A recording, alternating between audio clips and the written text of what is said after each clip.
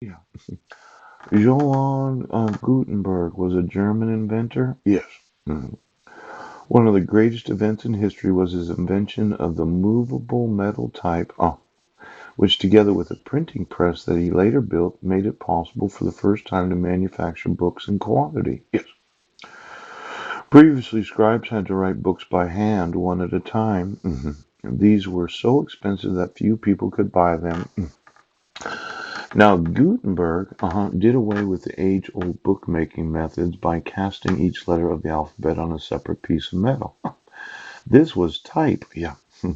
When these raised letters were arranged into words, inked and pressed against paper, a page could be printed as many times as necessary. Then the type could be rearranged to print other pages.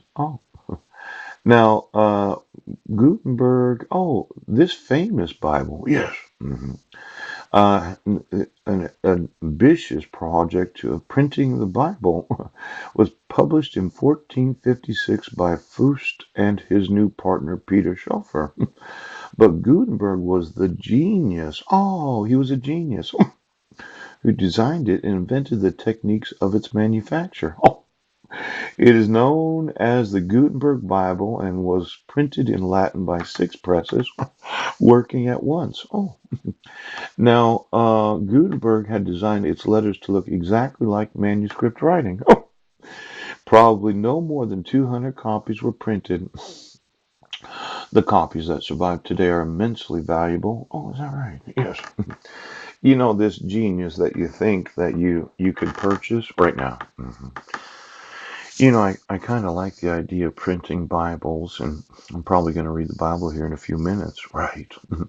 But Gutenberg was the genius that had designed it. Yes. Now, you would have thought that being a genius and inventing the printing press and printing all those books or having the availability of printing them, yes, he would have done it for the money. Ouch! But it looks like he decided to use his genius, yes, to print Bibles so that they could be read, yes. And then some improvements were made to the actual printing press. Now, by 1460, he gave up printing. Eventually, the Bishop of Mons took him into his household to keep him from poverty. Ouch. You know, it's really too bad that he was so poor that whole time. But let's say I wanted to print something. You know, I want to buy all the books that are handwritten. Now, before the printing press, sometime in the, well, it would have been the 1450s. Yes. See, a local business loaned him large sums of money in 1452, became his partner. 1455, 3 years later, Fust foreclosed on his loans to Gutenberg and took over his presses, types, and materials, including all the work that Gutenberg had done on the ambitious project of printing the Bible. Now, this individual loaned him the money, yes, but he didn't pay him back. And he lost the use of all his printing presses, even though he was the inventor of the printing press. Now, it's too bad that he had that bankruptcy. But if I think about the number of Bibles being printed today, in fact, the number of books that are being printed, it seems that his genius affected the printing of every book of the world. Now, let's talk about genius. Mr. and Mrs. Hardwork. Yes. Why don't you get me all the antiquities where the actual work is printed by hand? Now, if they're worth a lot of money, they're immensely valuable today. Yeah, I'd like to buy all 200 copies.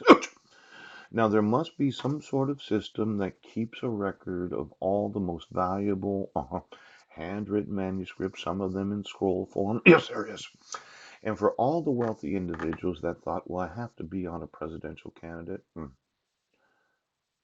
William Sr., I'm going to want your assets, pal.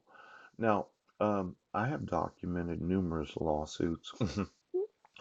And for some reason, billionaires, and for the most part in technologically advanced families, yes, they think that they have to control the election so they can control the power structure of this great nation. But my thought is, well, probably not. Pooch!